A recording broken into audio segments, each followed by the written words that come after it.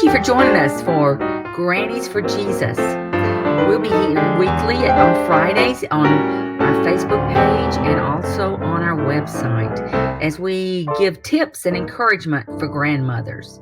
I am reminded of your sincere faith, the faith that first dwelt in your grandmother Lois and your mother Eunice, and now I am sure dwells in you as well. 2 Timothy 1:5. Okay, how did you find out about your first grandbaby? Okay. It was very special the way she told me she was pregnant. It goes back to when she was a little girl and my boys were little. Every first day of school, I would make cupcakes and I would write on a piece of paper 6 things on 6 different strips of self-esteem and or Bible verses, and then 6 things that were fun, like you just want a new pair of jeans. And another one says, I'm going to check you out of school when you least suspect it. Another one would say you can invite 2 friends over for a spend the night party and a pool party Friday night. And I would take all those little strips of paper and put them in tinfoil and drop them in the cupcake batter. Well, I would bake them, and then the first day of school I would pick them up from school, and they'd get couldn't wait to get their cupcakes, and they'd find that little piece of silver paper and open it up, and there it was. They won $10, one won a new pair of jeans, or won a shopping trip. So they loved that first day of school. Because of that. And then I gave us time to talk about, who their favorite teacher was and that kind of thing. So when she'd been married 4 years. And so I lived in Gadsden, which is an hour and a half from Chattanooga. I live in Chattanooga now. So she said, Mom, I'm going to come spend the day with you. I said, oh, great. That's great. Well, she made these cupcakes and brought them to my house. And I said, no, I don't want any cupcakes. I'm trying to lose weight. She said, okay. She says, okay. So after lunch, she said, Mom, you got to taste one of these cupcakes because I'm telling you, I made the best icing, homemade icing. I said, okay. So she handed me the cupcake. We were eating it at the table, just she and I. And I was just sitting. All of a sudden, that something was in my mouth, and I pulled it out, and it was a piece of tinfoil. And it says, well, what in the world is that? I said, I don't know. You got tinfoil in your cupcakes. He said, you might want to open it up. And I said, oh, yeah, I used to do that. And open it up, and it said, it's the sweetest note. She said, Dear Mom, today is, in 9 months, I'm going to give you your very first grandchild. And my prayer is that I can be as half of a mom as you've been to me. You are the best ever. Well, I just started sobbing. I thought, oh my gosh. So I found out with the little cupcakes. So sure enough, on all 4 of my grandchildren, I got to be in the delivery room with her. She said, I want Isaac, my husband, but I've got to have Mama with me too. So I got to be with her and see all 4 of them be born. And I was at the great age of 55. I'm 67 now. So I was 55 years old whenever I became a grandmother. And now we live in the same city. And I'll go next. I'll tell that mine is really hilarious. But anyway, because I'm blonde, I'm kind of dense. Anyway, and so Annie and Mandy had only been married for 4 months.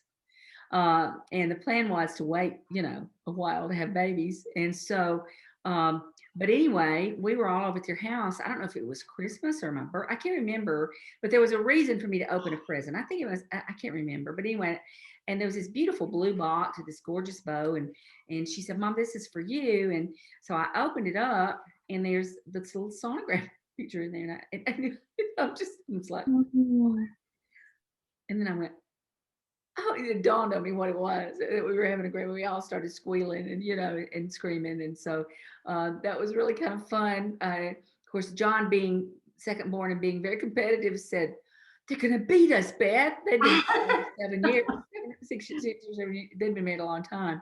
Anyway, and so 3 months later, I got the second announcement about a grand baby. And so it's just really been exciting, but it was so funny. I was just so dense. I mean, I was just like, what is this? It was funny. They laughed and laughed and laughed. I got a kick out of it anyway.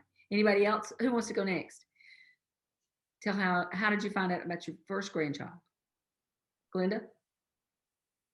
I don't remember it being like anything more than just they told us, know. It wasn't anything like that. They weren't being creative. Pause just a minute. Can you pause just a minute? Let me go ask Stuart because it was something cool. I can't remember. No, that's fine. I may leave that in. I think that's funny. Okay, Janina. Well, my son and daughter-in-law were not planning to have a baby as soon as they did because he was in medical school. And so it was a surprise to everybody, but we were all excited. We did not live in the same state, and Jody was really quite sick. So they called us, and I was so excited to hear I was going to be a grandmama. And my sweet little first grandbaby couldn't say grandmama, so she was calling me mama, which was so endearing, so endearing. So it was with the phone call that I received the news. That's funny. Lanita, how far away is Stuart? Well, he's right here, but I believe it was we were at their house for Thanksgiving, and it was all of us, and we were all, gathered to say the blessing. And so we're all holding hands. And then Mark in the prayer says it in the prayer. That's why I can't remember what he said, though. That's what I can't remember, but I just remember going, oh, in the middle of the prayer.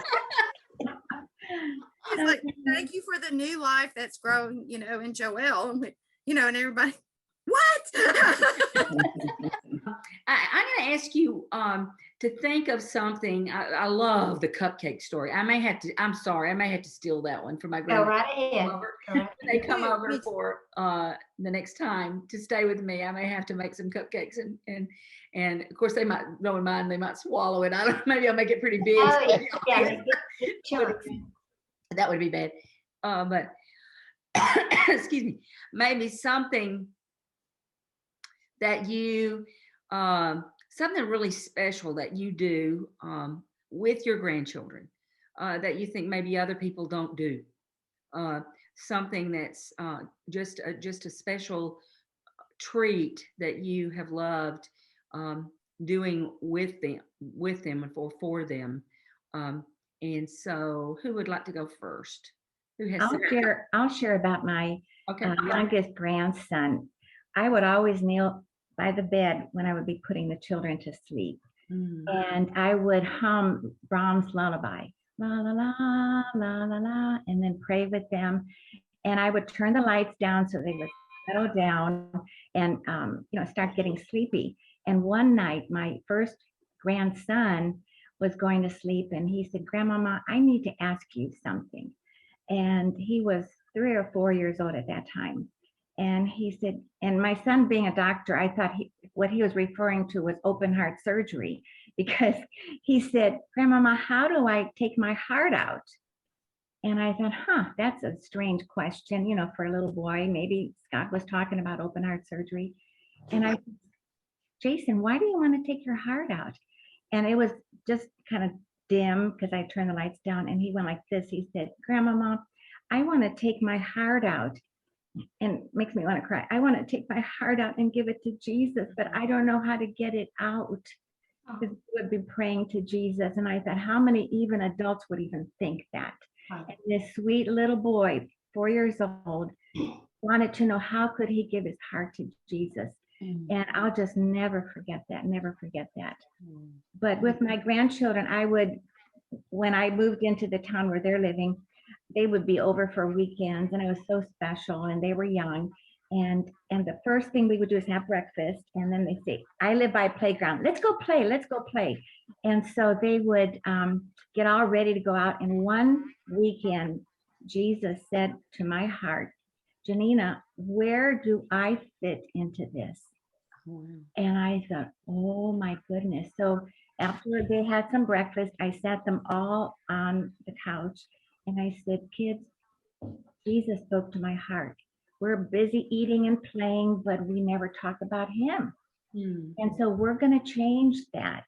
And I want you to all sit down, and I'm going to read the Bible."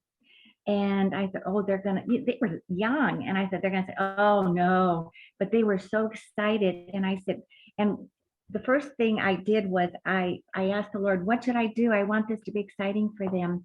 And it was Psalm 91, which was my mother's favorite one. And soldiers have this when they go out to war. And it says in the first verse, "These who live in the shadow of the Most High will find rest in the shadow of the Almighty." And so I said, here's what we're going to do, kids. I took all my pillows off the couch, and we made a shelter. And they climbed into the shelter. I said, this is how we are with Jesus. We can be hidden and we're protected. And they had the most time fun with that. And they spent 2 hours just playing, and we were reading the Bible. Grandmama, read some more, read some more. And that never ended. When they'd come over, we'd be opening the Bible, and 2 hours, these little ones, the oldest was 7, and there were 4 of them. And how the Lord just blessed that. But I'll never forget when he spoke to my heart. I want to be included in you being a grandmother, they being the grandchildren, to be a part of their lives. And they never forgot it. And they even mentioned it today about how we did that. So to me, that was very, very precious. And it continues. Oh, that's precious. That is precious. I was thinking about there are a lot of little special things that we do with the grandchildren, but I was thinking, I was fortunate. Well, I've been fortunate enough to live really close to my grandchildren all of their lives, and we were all. I was keeping Mia, who is John, Andy, and Mandy's second child. I'm sure Isaac was there as well. I don't know what was going on, but when I would keep her, she was little. She was little for a few hours or so. I would sing things to her, Christian songs and all this kind of stuff. I would hold her and sing to her and talk to her about Jesus. And she was little bitty. Well, I had to go with Mandy, was going to the doctor with her, and she asked me to go with her because Andy couldn't go that day. And so I did. And I think Amelia wasn't feeling well, and I was holding her. She was 3 months old. And I was holding her in my arms and I was singing to her. Now, I know this sounds strange, but it's true. I have geniuses for grandchildren. But anyway, but she began to, she had done that for a while. When I would sing, she would sing along. I mean, she would la, la, la, like that under her breath.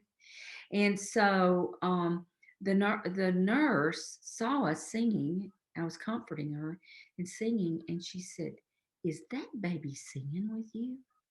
And I said, "I think she is." And they were amazed. It was such a sweet time of that input into that little life of comforting her, and there in that doctor's office to be able to comfort her as well, and her singing with me. She was singing with me, even at 3 months old. And she didn't sing any words, of course, but I don't even know I was singing words. I think I was just humming and holding her. But that was kind of a neat thing that happened with us. But anybody else got anything neat that they especially do with their grandchildren? Glenda, I know of one that y'all do that I'm amazed. Yeah, I was going.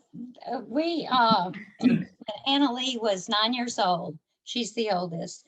She called us on the phone and said, "So, how about me coming over and spending the night with y'all to spend my birthday, to celebrate my birthday?" So we said, "Sure, that'll be fine." And I think she stayed maybe three nights. And so that started a pattern for each child. In fact, John says they would rather do that than go to Disney World. It's like the year event to go to Nani and Papa's house for a week, because there's so many of them and they get real undivided attention. They are the king and queen for the week. So the days extended. Annalie the next year wanted to stay a week. And so we've had to cut it back some because there's so many of them. But that's a real special time where we can really just focus on one child. Lots of conversation that you don't get when they're all together. Not that it's not fun for us all to be together. It's just different. It's a different, things happen that are different when you're one-on-one. So that's been real special. It's been real hard to do that with Kelly's children because they've always been way away from us. But this year, they're all 4 coming for that week, for that special week.